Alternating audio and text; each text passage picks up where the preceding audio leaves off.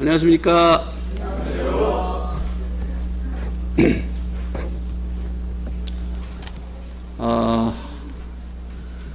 찬양 시간이 참 힘드네요. 너무 어려워요.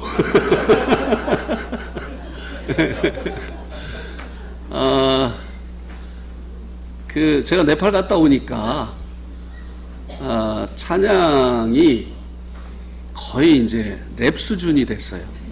예. 16분음표를 너무 많이 사용을 하니까 우리는 이제 빠른 곡을 해도 뭐 이제 8분음표 이런 거일 때 제가 이제 네팔에 갔는데 갔다 보니까 뭐 한 박자는 엄청 긴 것처럼 이제는 느껴지는 거예요. 그래서 이제 이거를 따라가려고 하다 보니까 찬양 시간이 얼마나 에너지가 많이 이렇게 되는지 좀 피곤해지더라고요.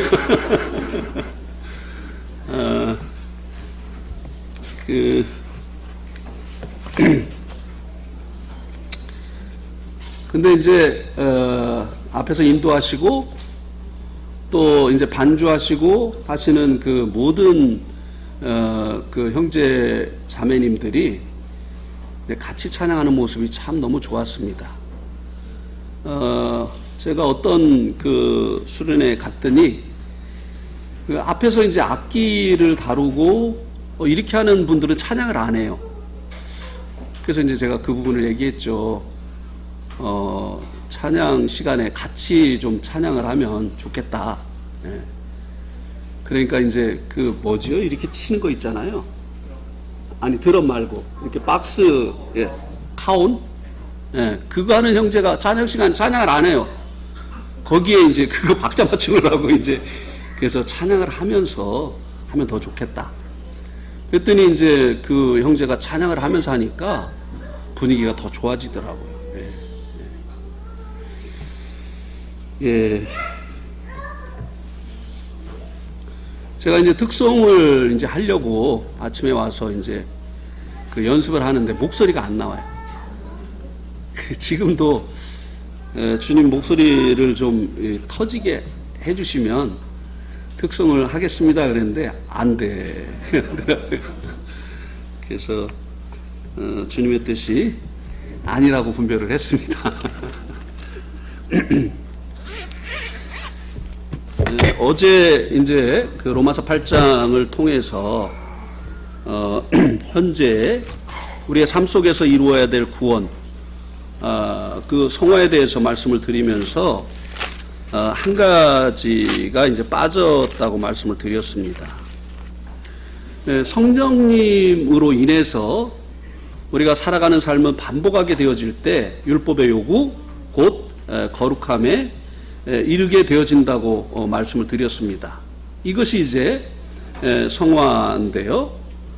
그런데 이제 이 성령님은 우리를 죄와 같이 강제로 인도하시는 분이 아니라고 하는 것이 문제입니다. 죄는요,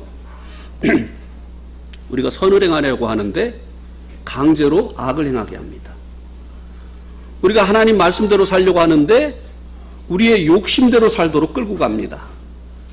그래서 그 사도 바울의 그 로마서 7장의 고백이 내가 나를 이해할 수가 없다. 왜냐하면 내가 원하는 바 선을 행하지 아니하고 원치 않는 바 악을 행하는도다. 그러면서 이제는 이것을 행하는 자가 내가 아니요 내 속에 거하는 죄다. 이렇게 죄는요 우리가 원치 않는 방향으로 우리를 끌고 갑니다. 그런데 이 죄를 이기게 하시는 이 성령님은 우리를 죄처럼 우리의 동의 없이 강제로 끌고 가시지 않는다는 것입니다.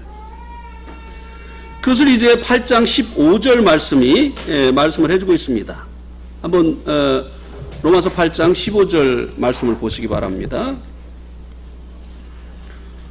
너희는 다시 무수하는 종의 영을 받지 아니하고 양자의 영을 받았으므로 우리가 아빠 아버지라 부르짖느니라. 이 시대는 실제적으로 종이 존재하던 시대였습니다. 종은요, 자유가 없습니다. 자기의 의지대로, 자기의 생각대로 살 수가 없어요. 그래서 어떤 종이, 야, 너무해, 우리 주인. 도대체 고기를 안 줘. 내일은 내가 하루 종일 고기 먹을 거야. 아침에는 소고기 먹고, 점심때는 닭고기 먹고, 저녁에는 돼지고기 먹을 거야. 이렇게 계획을 했는데 주인이 김치만 주면 먹어야 되는 게 종입니다. 자기 마음대로 할 수가 없어요. 그리고 아니 요새 일이 너무 많아. 쉴 수가 없어. 내일은 나 10시까지 잘 거야. 그렇게 이제 계획을 했는데도 불구하고 주인이 새벽 4시에 깨우면 일어나야 되는 게 종입니다. 종은 자유가 없어요. 근데 성령님은 이와 같이 우리를 종을 부리듯 부리는 종의 영이 아니라고 하는 것입니다. 나 이게 불만이에요. 성령님이 우리의 의사를 물어보지 않고 죄처럼 강제로 우리를 끌고 가시면 우리 다 성화됐잖아요. 그죠? 매일매일 성령님의 뜻대로 우리를 끌고 다니셨으면 이미 우리는 다 성화됐어요. 근데 이 성령님은요, 우리에게 말씀을 하시고 우리가 예하고 따라갈 때 끌어주시고 밀어주시는 거지, 우리가 원치 않는데 막 강제로 막 끌고 가시지 않는다는 것이에요. 이게 문제야. 나 이게 불만이에요. 그냥 저를 무시하시고 당신이 원하시는 대로 끌고 가시고 저를 빚으시고 이렇게 했으면 벌써 나 예수님 닮았을 텐데 왜 그렇게 안 하시나?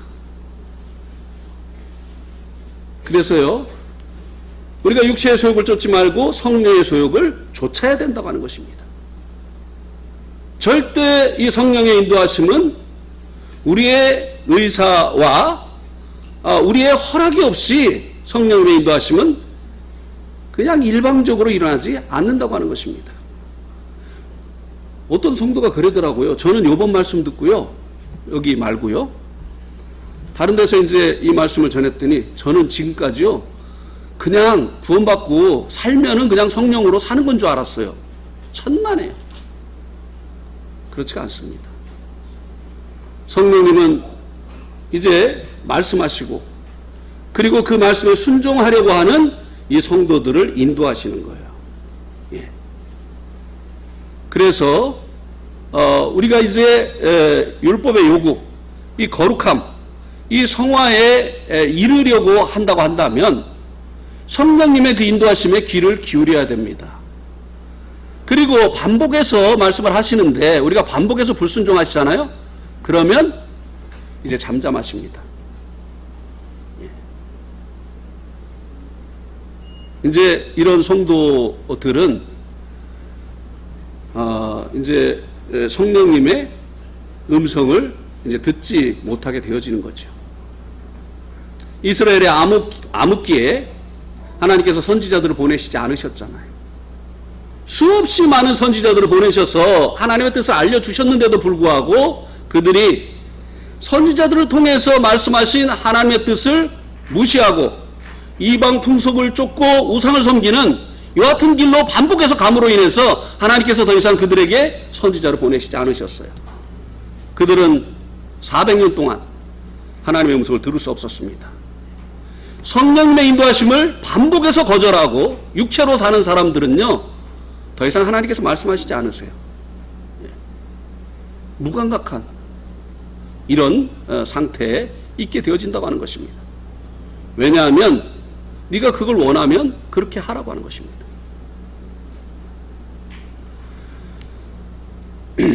우리가 이제 구원의 세 가지 시제에 대해서 말씀을 들었습니다. 구원을 얻은 바 되어진 구원은 죄의 형벌로부터 구원이라고 말씀을 드렸습니다. 이것을 위해서 예수님께서 이 땅에 초림을 하셨었죠. 그리고 이제 아직은 얻지 못한 구원, 우리가 미래에 얻게 되어질 이 구원, 이것은 이제 영화인데 이것은 예수님께서 다시 오시면서 이루어지는 구원이라고 말씀을 드렸습니다. 그리고 현재 우리의 삶 속에서 이루어야 될 이 구원, 이건 성령님으로 인해서 그분의 인도하심을 따라서 반복해서 삶으로 인해서 우리들이 그리스도의 형상으로 빚어지는 것이라고 말씀을 드렸습니다.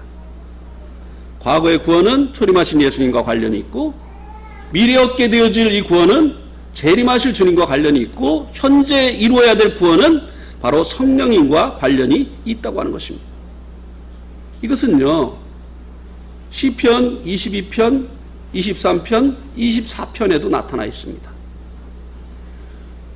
시편 22편은 고난의 주님에 대한 예언의 말씀입니다. 그러니까 우리의 주님께서 죄의 형벌로부터 구원을 받게 하시려고 이제 고난 받으실 것을 예언한 것이 시편 22편 말씀입니다. 시편 24편 말씀은 영광의 왕으로 오실 예수님에 대해서 예언해 주고 있는 말씀입니다. 그래서 이 시편 24편은 우리가 이제 미래에 얻게 되어질 영화의 구원을 위해서 오시는 이 영광의 재림하시는 주님과 관련이 있는 것입니다. 그럼 이 중간에 있는 시편 23편은요? 여러분 잘 아시죠? 시편 23편이 뭐죠? 여호와는 나의 목자시니. 현재 목자 되신 주님이 우리를 인도하시도록 하는 이 삶이 성화의 삶이라고 하는 것입니다. 예. 그런데요, 많은 성도들이요, 과거의 나를 구원하신 그 주님만 붙들고 있어요. 또 미래에 오실 그 주님을 소망하고 있어요. 근데 현재는 목자 되신 주님의 음성, 나를 인도하시는 그 주님, 임마누엘의 주님, 나와 함께 하시는 주님, 그 주님에 대해서는 무감각합니다. 그러니까 그 결과로 인해서 세월이 많이 지났는데도 변하지 않는 거예요. 예. 이제 이 시간에 이제 영생과 구원에 대해서 말씀을 드리겠는데요. 이런 부분은 더 자세히 말씀을 드리도록 하겠습니다.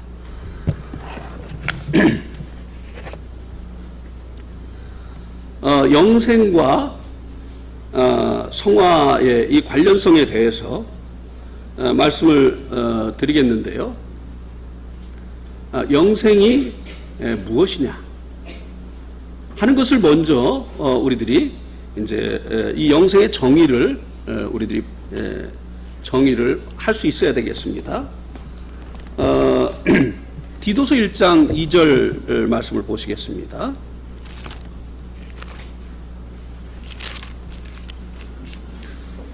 디도서 1장 2절.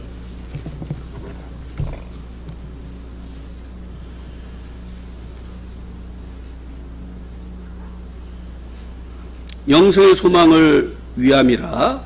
이 영생은 거짓이 없으신 하나님이 영원전부터 약속하신 것인데. 사도 바울이 사도로 하나님께 택함을 받은 이유 중에 하나가 하나님께서 사람에게 주시기를 원하시는 영생 때문이라고 말씀을 해주고 있습니다. 그런데 이 영생은 거짓이 없으신 하나님이 영원전부터 약속하신 것이라고 하는 것입니다. 자, 이 영원이라고 하는 것은요, 시간 세계가 시작되기 전에 그 세계를 말씀해 주고 있는 것입니다. 시간 세계가 시작되기 전부터 하나님은 계셨잖아요. 태초에. 그때부터 시간이 시작된 거잖아요.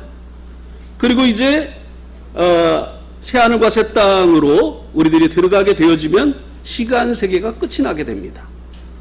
이 시간 세계 속에만 과거, 현재, 미래가 존재합니다. 영원 세계 속에는요, 시간이 존재하지 않아요. 그런데 이 시간이 존재하기 전에 하나님의 세계를 영원한 때 전이라고 여기 표현을 한 것입니다. 이 모든 시간 세계와 이 피조물들이 창조되기 전에, 영원한 때 전에 하나님께서 약속하신 것이 영생이라는 거예요. 그럼 이 말의 의미가 무엇입니까? 그때 사람이 존재하지 않았어요. 약속은 쌍방간에 하는 거잖아요. 그런데 사람을 위해서 영생을 계획하셨는데 그 사람이 존재하지 않을 때 하나님께서 약속하신 것이니까 이것은 사람을 향하신 하나님의 계획이다라고 말씀을 드릴 수가 있습니다. 왜 하나님께서 사람을 창조하셨느냐? 무엇을 위해서 사람을 창조하셨느냐? 영생을 위해서라고 하는 것입니다. 여러분, 사람들이 왜 방황합니까? 삶의 목표가 없어서 그래요. 달리기를 하는 사람이 골인 지점을 알지 못하고 자기가 이제 도달해야 될 그 지점을 알지 못하고 달리면요, 일로 갔다 절로 갔다 합니다. 그러나 달려갈 그 표대가 있으면 방황하지 않죠. 계속 그곳을 향해서 달려가게 됩니다. 우리의 삶의 목적이 무엇인지, 우리가 이 땅에 왜 태어났는지 이것을 알지 못하니까 사람들이 돈인가 하고 돈을 따라가고 명예인가 하고 명예를 얻기 위해서 살아가고, 인생 뭐 별거 있어? 그냥 재밌게 살면 되지. 쾌락에 빠져서 살고. 이렇게 사람들이 방황을 하는 것입니다. 그런데 우리 인생을 지으신 하나님께서 인생을 지으시기 전에 인생을 향하신 계획을 가지셨는데 그것이 뭐라고요? 영생이라고 하는 것입니다. 영생.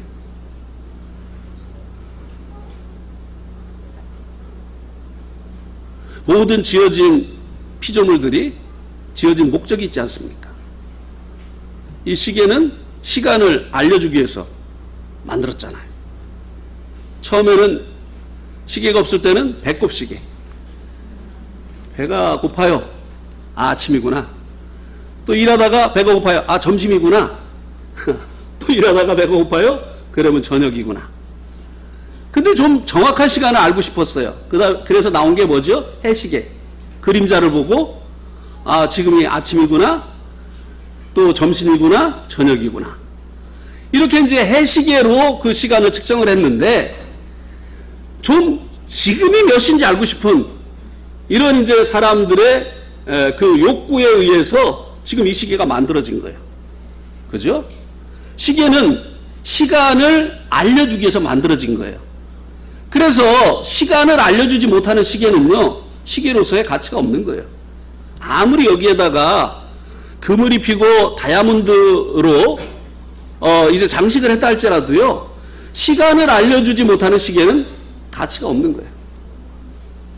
아무리 많은 이제 재산을 축적을 했고 또 많은 지식을 얻었고 사람들에게 알려진 유명한 사람이 되어졌다 할지라도요, 영생을 얻지 못한 사람들은요, 하나님 입장에서 볼 때 고장난 인생이에요. 가치없는 인생입니다. 시간을 알려주지 못하는 시계와 같은 것입니다. 왜냐하면 사람을 지으신 하나님께서 영생을 위해서 이 사람을 지으셨기 때문에 그렇다고 하는 것입니다. 그래서요, 한번 우리 시편 78편 57절 말씀을 한번 보시기 바랍니다. 시편 78편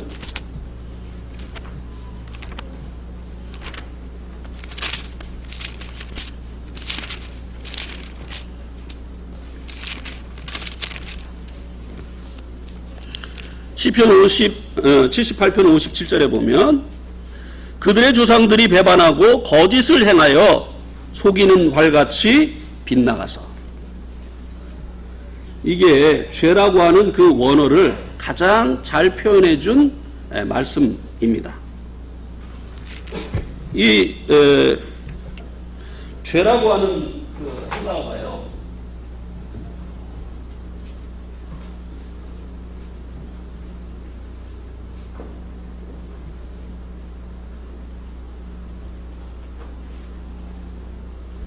한번 따라해 보세요. 아마르티아. 이게 이제 요게 없으면 아마르티아입니다. 근데 이거 무슨 뜻이냐면 호흡을 내쉬면서 발음을 합니다. 그래서 아마르티아 이렇게 되는 거예요. 그래서 아마르티아인데 이게 뭐냐? 이게 죄입니다. 죄. 근데 이 하마르티아라고 하는 뜻이 무엇이냐? 공수가 관역을 향해서 화살을 쐈는데 관역으로부터 빗나갔을 때 그것을 하마르티아라고 얘기합니다. 죄가 무엇이냐? 하나님께서 영생을 위해서 사람을 지으셨는데 사람들이 이 영생이 아닌 것으로 생의 목적을 정하고 빗나가 버렸다고 하는 것입니다. 어떤 사람은 돈을 위해서 살죠. 어떤 사람은 명예를 위해서, 어떤 사람은 쾌락에 빠져서. 이렇게 빗나간 것. 그래서 그 사람이 부자라 할지라도 유명한 사람이라 할지라도 많은 지식을 가지고 다른 사람들을 가르치는 위치에 있다 할지라도 영생을 얻지 못한 사람들은요, 하나님 보실 때 빗나간 인생이에요. 가치가 없는 인생입니다. 그러나 그가 가난하고 배운 것이 없고 가진 것이 없어도요, 영생을 얻은 사람은 땅에 있는 성도는 존귀한 자니 나의 모든 즐거움이 그들에게 있다고 했죠. 하나님 보실 때 가치 있는 인생은요, 하나님 계획하신 영생을 얻은 사람들이. 그래서 이 영생은요, 우리가 존재하는 이유입니다. 예. 그리고 예수님께서 기도 가운데 이 영생이 무엇인가를 정의하셨습니다. 요한복음 17장 3절에 나와 있죠. 한번 보시기 바랍니다.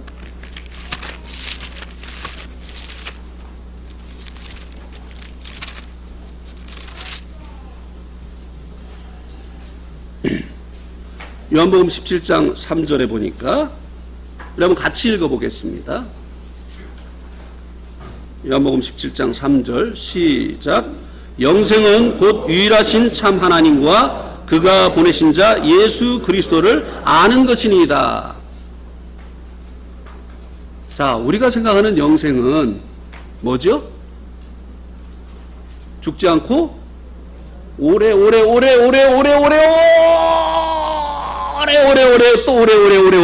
사는 거, 이거잖아요. 근데 예수님이 영생을 어떻게 정의하셨죠?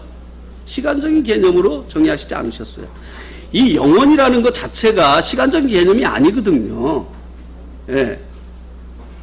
이 시간이라고 하는 것은, 이거는 영원 세계에서 파생되어진 피조물이에요. 그러니까 영원자신 하나님이 시간 세계 속에 들어왔다는 게 이게 놀라운 거예요. 예. 그래서 이 영생은 어떤 시간적인 개념이 아니고 유일하신 참 하나님과 그가 보내신 자 예수 그리스도를 어떻게 하는 것이라고요? 아는 것이라고 했어요. 이것을 잠시 후에 좀 더 자세히 말씀을 드리겠습니다. 단순히 오래오래 사는 것이 하나님이 계획하신 영생이 아니라고 하는 것입니다. 우리 한번 창세기 3장 22절을 한번 보시기 바랍니다. 여기다 손을 넣어두시고 창세기 3장 22절.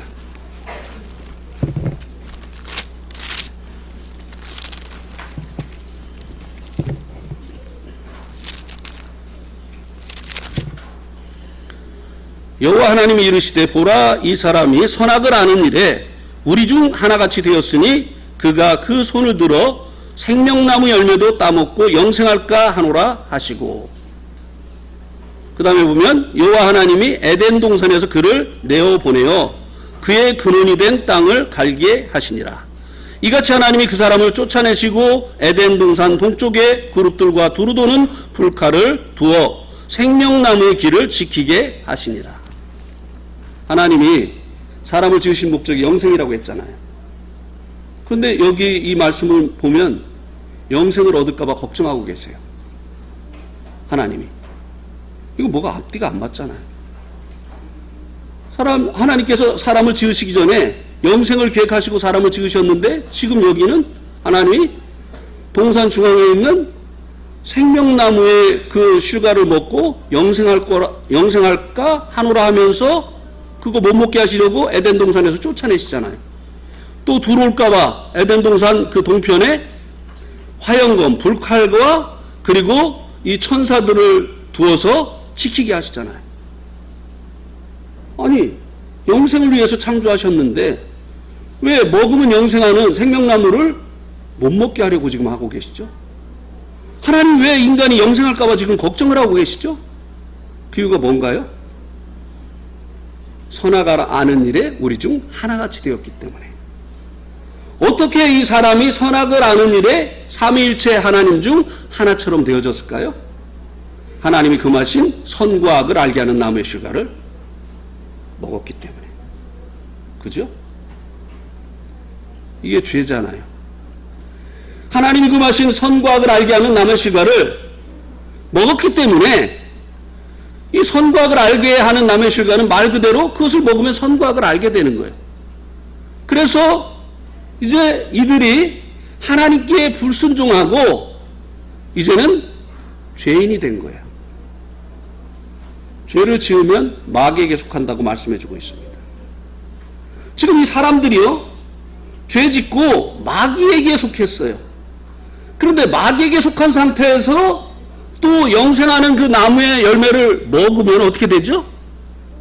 마귀에게 속해서 영원히 사는 거예요. 하나님이 계획하신 영생은요, 그냥 안 죽고 오래오래 사는 게 아니라고 하는 것입니다. 영생의 개념 속에는 그런 것도 있지만, 그러나 하나님 계획하신 영생은 무조건 그냥 안 죽고 오래오래 사는 거, 그게 아니라고 하는 거예요. 그러니까 지금 마귀에게 속한, 범죄하고 마귀에게 속한 이 인간이 영생하는 나무의 실과를 먹으면 하나님과 영영 결별을 하게 되어지니까, 다시는 하나님과의 관계를 회복할 수 없으니까 하나님께서 그렇게 되지 않기를 원하시어서 사람을 에덴 동산에서 내어쫓고 그리고 들어오지 못하도록 그 입구를 지켰다고 하는 것입니다.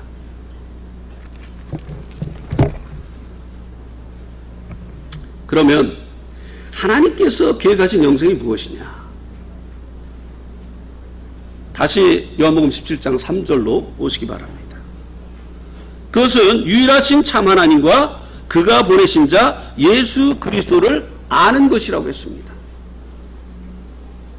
여기 이제 안다고 말씀해 주고 있는데요. 이 신약 성경에 쓰여진 헬라어에 안다고 하는 단어가 두 개가 있습니다. 하나는 에도예요. 하나는 기노스입니다. 에도는 들어서 아는 거예요. 기노스는 내가 만나고 교제하고 경험을 통해서 아는 것입니다. 그런데 유일하신 참 하나님과 그의 보내신 자 예수 그리스도를 안다고 했을 때 어떤 단어가 쓰여졌느냐? 기노스가 쓰여졌습니다. 그러니까 이 영생은 유일하신 참 하나님과 예수 그리스도를 만나서 그분과 교제를 해서 경험을 통해서 그분을 아는 것이라고 하는 것입니다. 영생이 무엇이냐? 예수님을 만날 때 시작되는 거예요. 예. 우리의 주인이시고 우리의 구원자이신 그 예수님을 우리가 어느 날 만나게 되어질 때, 그래서 그분을 경험을 통해서 알게 되어질 때 영생이 시작되어지는 것이라고 하는 것입니다.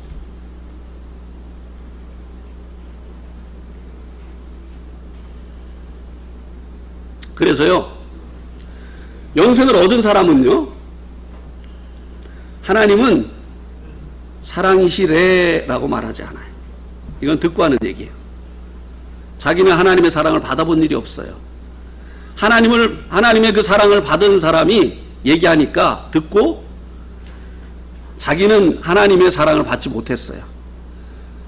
근데 이제 들어서 알아요. 그러니까 하나님은 사랑의 하나님이시래. 그리고 루터는 이렇게 말했고 칼빈은 이렇게 말했고 자기 얘기가 없어. 네. 무슨 논적으로 볼 때는 이렇고 이렇게 이제 하는 거예요. 근데 이 영생을 얻은 사람은 어떻게 얘기를 하느냐? 하나님은 사랑의 하나님이야 라고 말하는 거예요. 왜? 내가 그 하나님의 사랑을 받았잖아. 하나님의 사랑을 경험했잖아요. 십자가에서 그 나를 사랑하신 우리 주님을 만났잖아요. 내가 만난 그 주님, 내가 받은 그 사랑, 이것은 기노스예요. 네. 그래서 하나님께서 계획하신 이 영생은요, 그냥 시간적으로 그냥 죽지 않고 오래오래 사는 이것뿐만 아니라, 하나님 계획하신 영생은요, 하나님과 더불어서 영원히 사는 것입니다. 하나님과 더불어서. 알기 위해서는요, 우리가 누군가를 알기 위해서는 어떤 일을 해야 되죠? 누군가를 알기 위해서 우리가 해야 될 일이 뭐죠? 예, 교제를 해야 되죠. 그죠? 교제를 하기 위해서는 만나야 되잖아요. 그래서 영생은요, 우리가 주님을 만남으로 시작되는 거예요. 그리고 그분과 만나서 교제함으로 우리가 점점 주님을 더 알아가는 것입니다. 그래서 이 영생은 주님과의 교제입니다. 자, 고린도전서 1장 9절 말씀을 한번 보시기 바랍니다. 고린도전서 1장 9절.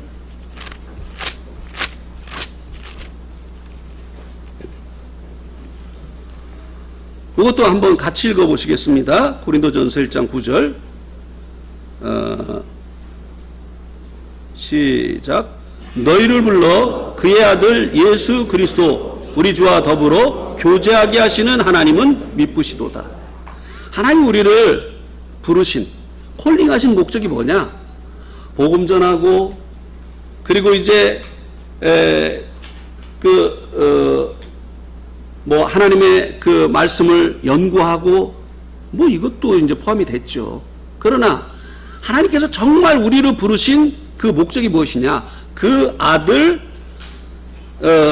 예수 그리스도와 그와 더불어서 교제케 하는 것이라고 하는 것입니다. 이게 영생의 또 다른 측면을 얘기해 주는 거예요. 교제를 해야 그분을 실제적으로 우리가 경험을 통해서 알게 되잖아요. 예. 그래서 이 영생은 바로 그분과의 교제이고, 그분과의 이 교제를 통해서 그분을 알아가는 것이라고 하는 것입니다. 예. 교제를 위해서는 그분과 함께 해야 되잖아요. 그래서 이 영생은 그분을 만나고 그분을 영접해서 그분과 함께하는, 이것이 영생이라고 하는 것입니다. 예. 그러면 이 영생을 계획하신, 하나님이 이 영생을 계획하신 그 이유가 무엇이냐고 하는 것이, 요한복음 3장 16절을 한번 보시기 바랍니다. 너무나 잘 아시죠? 요한복음 3장 16절 다 앞에 보세요. 자, 요한복음 3장 16절 암송하겠습니다. 시작. 하나님이 세상을 이처럼 사랑하사 이는 저를 믿는 자마다 멸망치 않고 영생을 얻게 하려 하심이라. 자, 하나님이 우리를 사랑하시어서 하나밖에 없는 예수님 독생자를 보내주셨는데, 그 목적이 뭐라고요? 우리가 멸망치 않고 영생을 얻게 하려 하십니다. 이 영생을 얻게 하시려고 예수님을 보내주셨는데요, 또 예수님을 보내신 것은 죄인된 우리들을 사랑하셨기 때문이라고 말씀해주고 있습니다. 그러나 하나님께서 예수님을 통해서 우리가 하나님을 만나고 이제 그분과 더불어서 사는 이 영생을 얻게 하신 그 이유가 뭐냐 하면 바로 사랑 때문이라고 하는 것입니다. 사랑. 남녀가 사랑하면요, 만나잖아요. 우리 이제 사귈까? 이렇게 하잖아요. 그래요, 안 그래요? 그러면서 그래, 그러면 오늘 첫째 날 오늘 100일이야 그래서 서로 꽃을 주고받고 선물을 주고받고 오늘 1주년이야 이렇게 하다 이제 우리 결혼하자, 이렇게 이제 사랑하면 이제 함께 하기를 원하고, 그리고 사귀는 것을 기뻐하죠. 교제하는 것을 기뻐하죠. 하나님께서 우리를 사랑하셨기 때문에 이 영생을 계획하셨다고 하는 것입니다. 제가 이제 네팔에 있을 때 2년에 한 번씩 한국에 나와서 뭐 한 달 반 정도 이렇게 쉬고 다시 돌아가곤 했습니다. 그런데 저희가 이제 오기 전에 아버지께 전화를 합니다.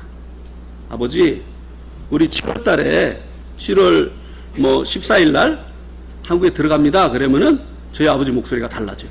그래? 7월 14일 날 온다고? 아이고, 그래. 잘 됐다.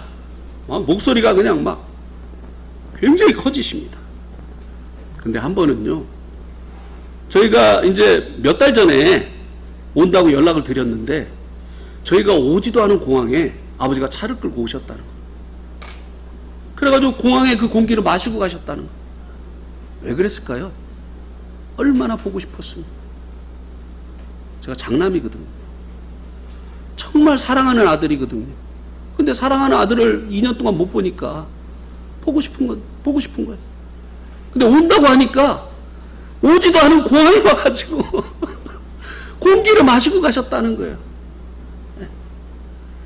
하여튼 유난히 사랑하셔요. 제 아버님이. 네. 그래가지고 이제 저희들이 이제 왔어요. 와가지고 이제 근데 오면은 아버지는 그렇게 기다렸는데요. 맨날 오늘은 분당 북부교회, 또 내일은 뭐 어디 교회, 맨날 돌아다니지 아버지하고 시간 안 보내는 거예요. 그러다가 이제 갈 날이 오는 거예요. 그래가지고 이제 갈 날이 얼마 안 남았는데 이제 동생이 그때 당시에는 이제 동생 부부가 아버지를 모시고 있었어요. 아버지가 걔네들을 데리고 있었는지 걔네들이 아버지를 모시고 있었는지 모르겠는데 하여튼 걔네들 덕에 저희들이 섬기할 수 있기는 해요. 그래서 늘 감사하고 있습니다. 그런데 이제 그날 이제 동생이 아버지랑 이제 아침 식사를 하다가 아버지 오늘 저 집에 못 들어와요. 일이 많아가지고. 그리고 이제 나갔어요. 그래서 이제 저도 아버지랑 아침 식사를 하다 아버지 저도 오늘 못 들어와요. 상태 형제랑 오늘 그 교제하고 그 집에서 자고 올 거예요. 그러니까 갑자기 숟가락을 탁 놓으시더니 어디로 가신 거예요. 그래서 왜 그러시지? 그랬는데 저기에서 아버지 우는 소리가 나는 거예요. 하이 그러시면서 나쁜 놈! 이제 내 팔 갈 날이 얼마나 남았다고. 애기랑 좀 못 있는겨! 막 그래서 우시는 거예요. 그래가지고 상태 형제한테 전화했어요. 상태 형제 나 못 가. 우리 아버지 울어. 그래가지고 그날 아버지랑 목욕도 가고 식사도 같이 얼마나 좋아하시는지.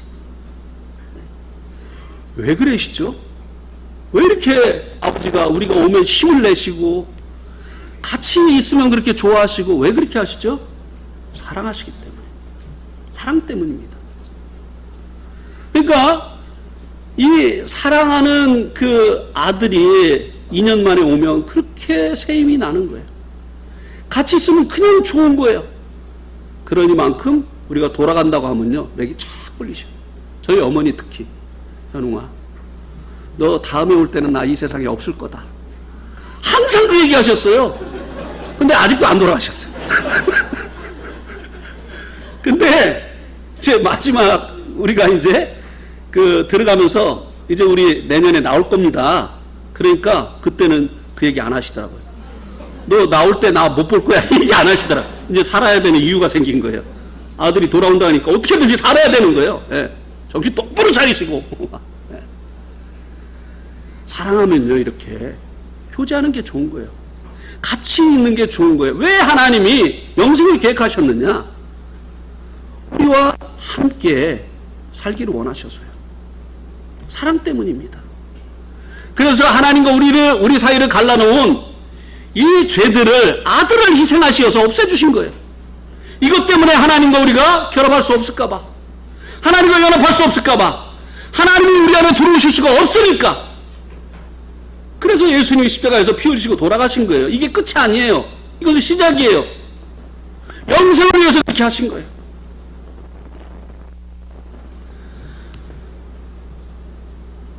그래서 이 영세 우리 한번 요한복음 13장을 한번 보시기 바랍니다.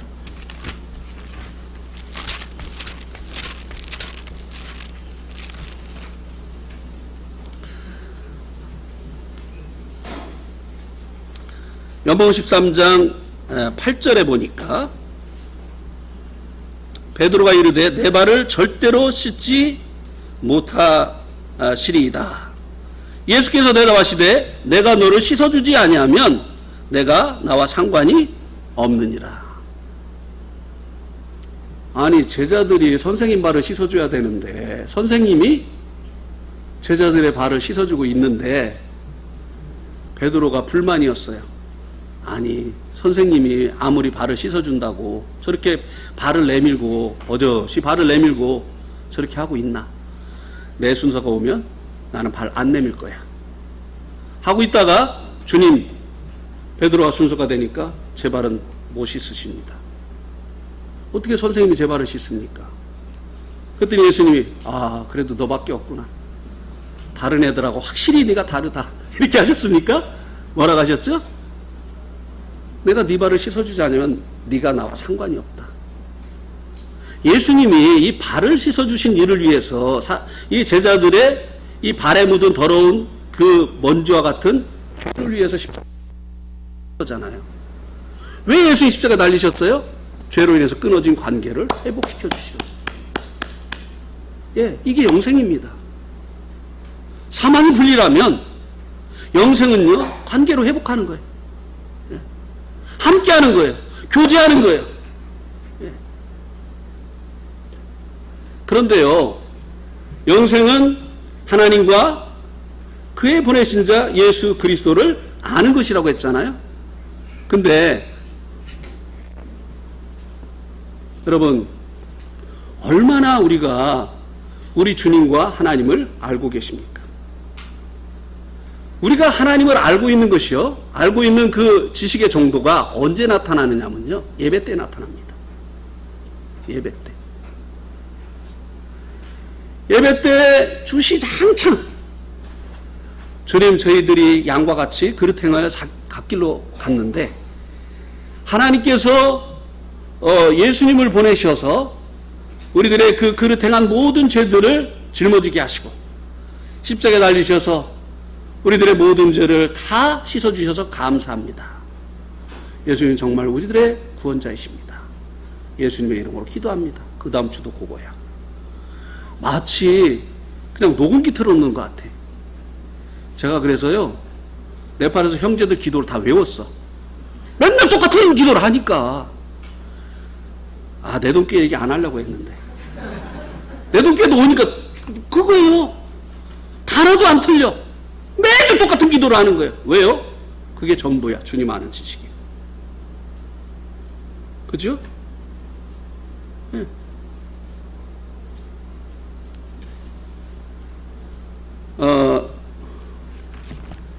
디모데전서 6장 12절 말씀을 보시겠습니다.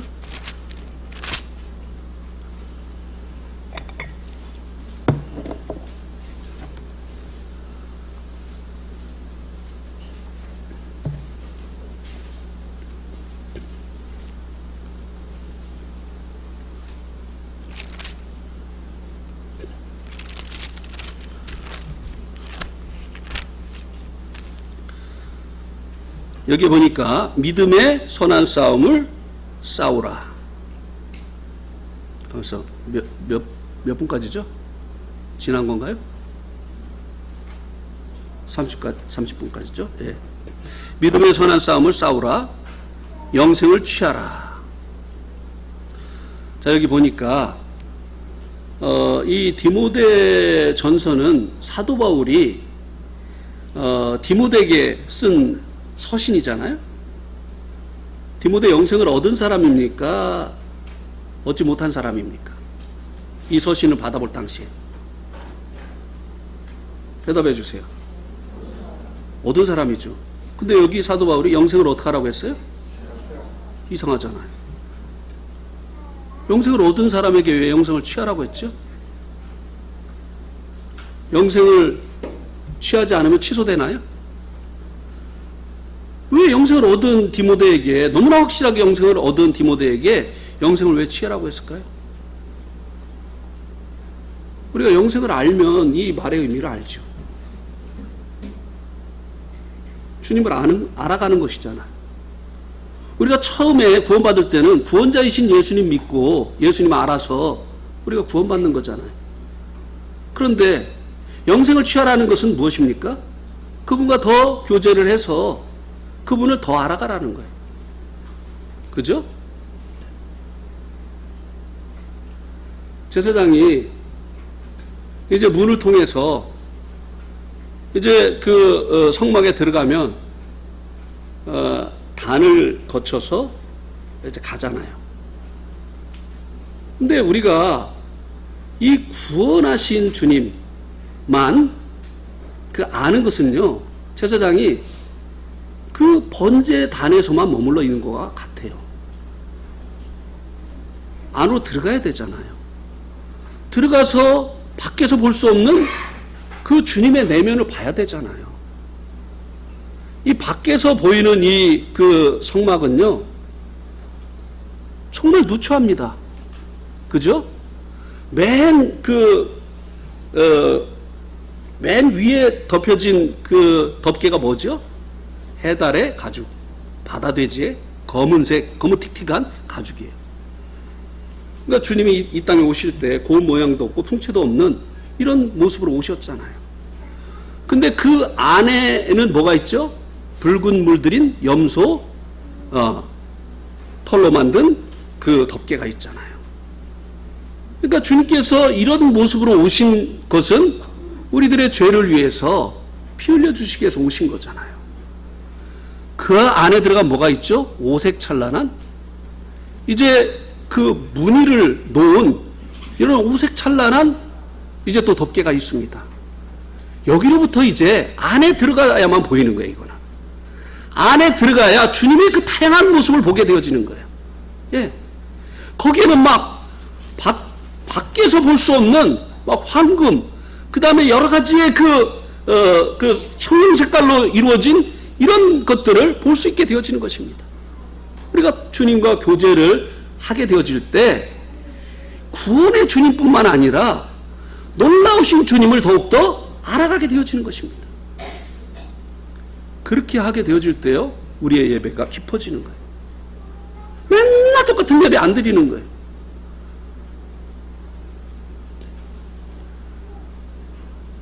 이 우리가 드리는 찬양, 우리가 드리는 이 예배는요, 주님께 드리는 거잖아요.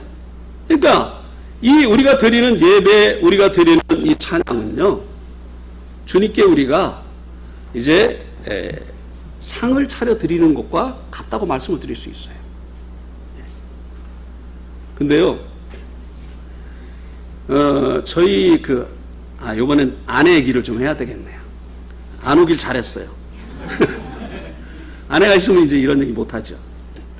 저희 아내가 이상한 습관이 있어요. 어떤 습관이 있냐면은, 요 반찬 맛있네. 그럼 계속 그 반찬을 해줘. 아주 질릴 때까지.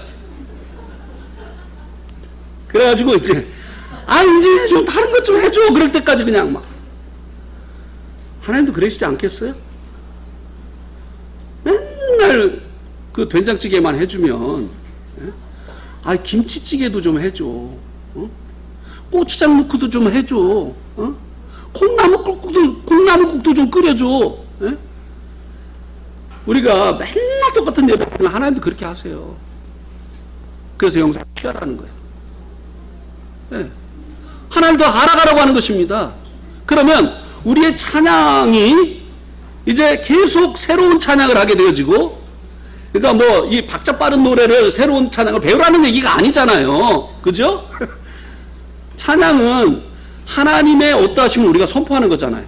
그죠? 자, 이 찬양과 감사가 다릅니다. 그런데 사실 우리 예배의 중심은요, 감사보다는 찬양입니다. 제가 말씀드리는 이 찬양은요, 노래를 얘기하는 게 아니에요. 기도 가운데 우리가 하나님을 찬양합니다. 기도 가운데 하나님을 찬양하는 내용이 있습니다. 그게 뭐죠? 하나님, 내가 그분과의 교제를 통해서 그분과 동행하면서 새롭게 발견하게 되어진 그분의 그 어떠하심을 우리가 이제 선포하는 거예요. 주 여호와는 광대하시도다. 이게 그분 찬양하는 거잖아요. 그죠? 근데 옛날 이제 그래서 우리 모임이 이제 예배 찬송가를 만들었는데요. 옛날 이런 그 찬송가에 보면 찬송이 없어요. 보세요. 뭐 빈들의 마른 불같이 시들은 나의 영혼, 뭐 단비를 내려 주시옵소서. 이게 찬양입니까? 간구지. 네, 아니잖아요. 성령이 오셨네, 성령이 오셨네. 불길 같은 성령이여, 뭐 이래가지고 불러 충만하게 하소서. 이게 찬양입니까? 해달라는 거지. 간구지. 암만 찾아도 찬양이 별로 없어요. 예. 그래서 예배 찬송을 만든 거잖아요. 하나님 거룩하십니다. 하나님 광대하십니다. 하나님은 사랑의 하나님이십니다. 이렇게 우리가 그분과 동행하고 말씀을 보면서 이제 그분과 교제하면서 새롭게 발견되어진 그분의 어떠하심을 우리가 선포하는 것, 이것이 찬양이잖아요. 네. 근데 또 찬양하라, 이게 찬양이에요? 아, 왜 찬양하라고 해? 찬양하라고! 하나님이 어떤 분인지. 네? 왜 남들한테 찬양 시간에 찬양하라, 찬양하라. 이게 무슨 찬양이에요? 저도 그런 찬양 부를 때는 있어요. 근데 그건 찬양 아니에요. 그죠? 이런 찬양이 어디서 나오느냐? 영생을 취하게 되어질 때. 우리가 그분과 교제하게 되어질 때 그분을 더 알아가게 되어지는 거잖아요. 제가 이제 네팔에 가니까 진짜 짜증나서 못 살겠어요. 왜냐하면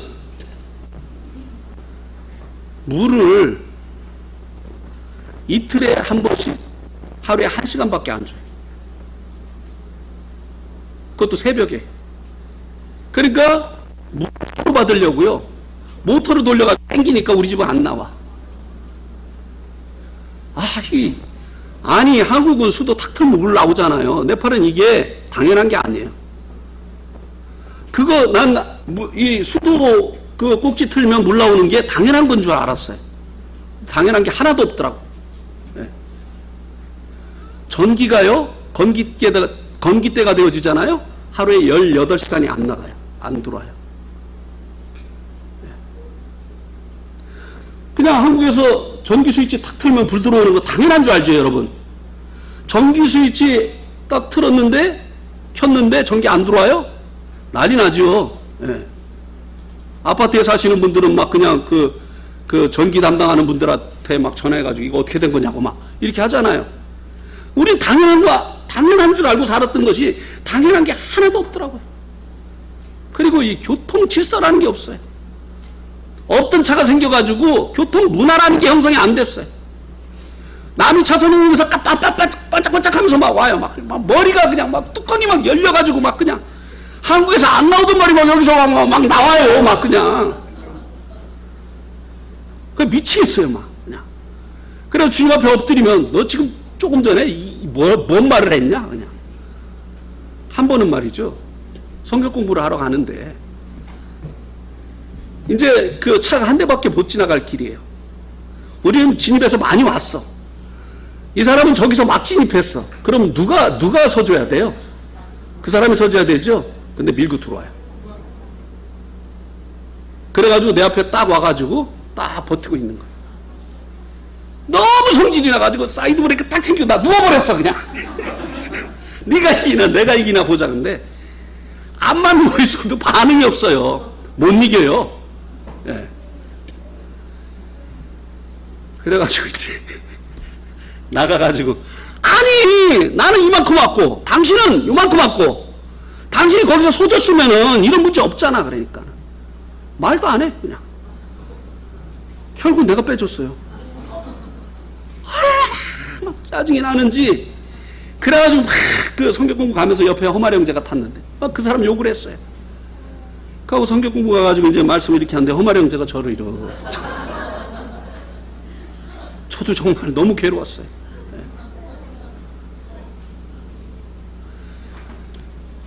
근데 정말 짜증나는 거는요, 네팔 여행 온 사람들이요. 아, 네팔 너무 좋다는 거예요. 네팔 사람들 너무 순수하다는 거예요. 한 달만 살아봐, 한 달만. 그 말이 나오고 짜증이 막 나는 거예요. 그냥. 너무 얄미워 막.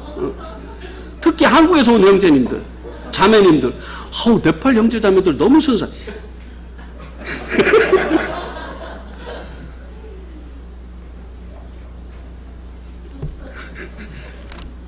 요번 8장. 예. 이제 막 이렇게 짜증이 난 상태에서 이제 요한복음 8장을 이제 아침 경건의 시간 하면서 이제 보게 됐어요.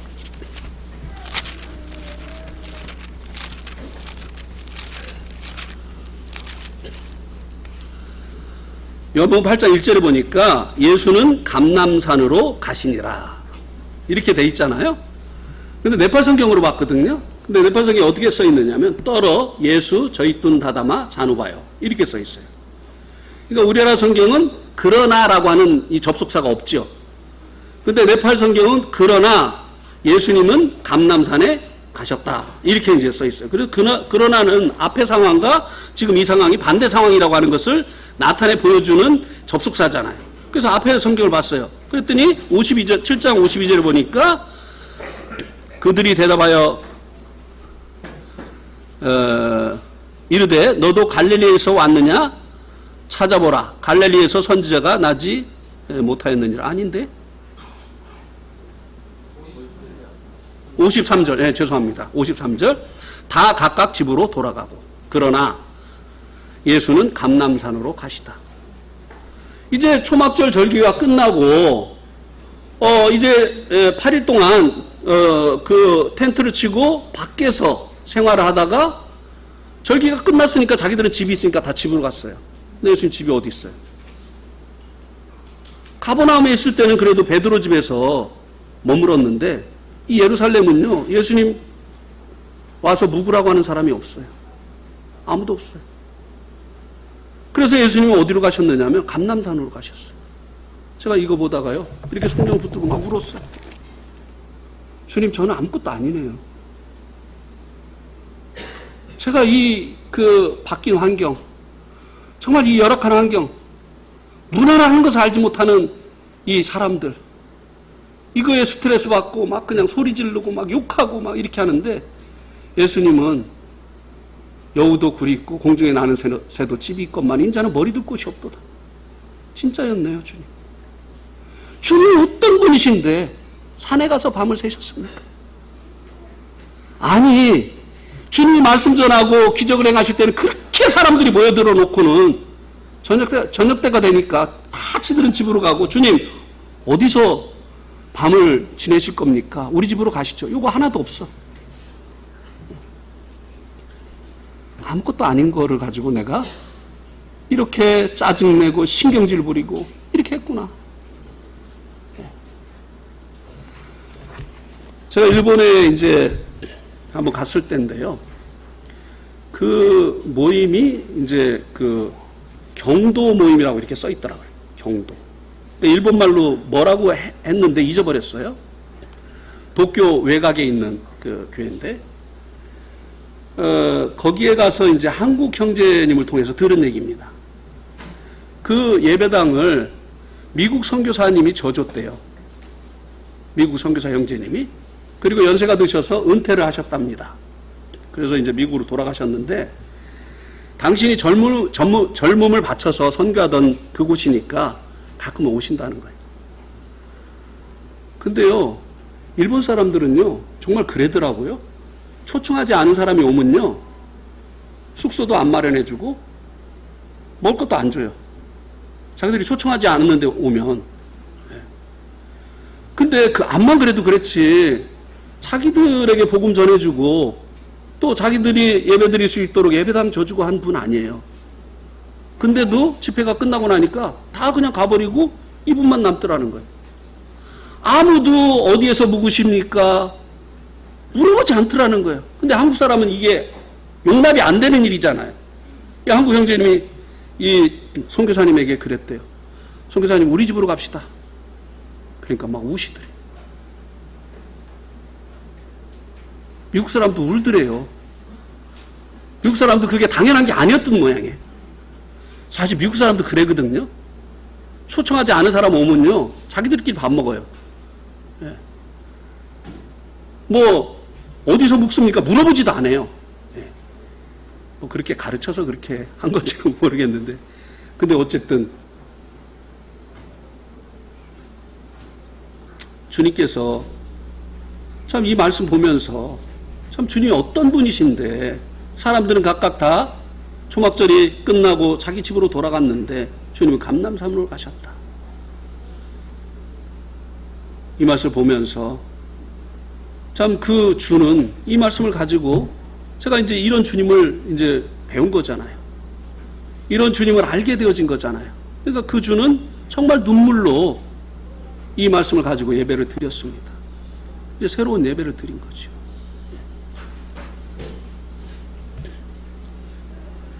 이렇게 이제 영생을 취해가게 되어질 때 우리에게서 새로운 노래가 나오고 새로운 예배가 나오게 되는 것이죠. 왜냐하면 새로운 주님을 경험을 했으니까요. 주님께서는요, 임마누엘의 주님이 되시기 위해서 이 땅에 오셨어요. 임마누엘이 뭐죠? 하나님께서 나와 함께 하시는 거죠. 주님은요, 우리와 함께 하시기 위해서 십자가에 돌아가신 것입니다. 주님은 매일의 삶 가운데서 우리와 함께 하시기를 원하십니다. 주님은요, 우리를 사랑하시기 때문에 우리와 늘 동행하시기를 원하십니다. 우리가 주님께 시간을 떼어드릴 때 주님 기뻐하시는 거예요. 우리가 주님과 동행하게 되어질 때 주님은 그걸로 기뻐하시는 것입니다. 그리고 우리가 주님과 함께하고 주님과 교제하고 동행하면서 알게 되어진 그 주님을 노래하고 그 주님께 예배를 드리게 될 때 주님께서 기뻐하실 것입니다. 이것이 또한 성화예요. 우리가 주님을 더 알아가는 것. 이 교제를 하면요, 이건 이제 다음 시간에 할 건데요, 2분 남았네요. 그 교제하는 사람을 닮아가더라고요. 저희 아내가 축구가 어떻게 이기는지도 몰랐던 사람이에요. 근데 이제 축구 광인 저하고 살다 보니까요, 뭐 저보다 더 잘 알더라고요. 어느 날은 루니 걔는 지금 왜 골을 못 넣어? 여기 루니가 누군지 모르시는 분 자매님들 많죠. 예, 영국의 아주 축구 스타예요. 웨인 루니. 예. 판페르시는 왜 이렇게 다쳐? 형제님들도 이 판페르시 모르는 형제님들 많죠. 예. 뭐 로날드, 메시만 알잖아요. 예. 근데 축구 광인 저하고 이렇게 살다 보니까요, 저하고 똑같아지더라고요. 예. 이 교제의 결과예요. 우리가 주님과 계속 교제하잖아요. 그래서 우리가 주님을 알아가게 되어줄 뿐만 아니라 그 결과가 어떻게 나타나느냐? 우리가 주님을 닮아가게 됩니다. 예, 여기까지 말씀을 드리겠습니다. 예. 이제 1시간 남았죠. 오늘 저녁에는 복음이고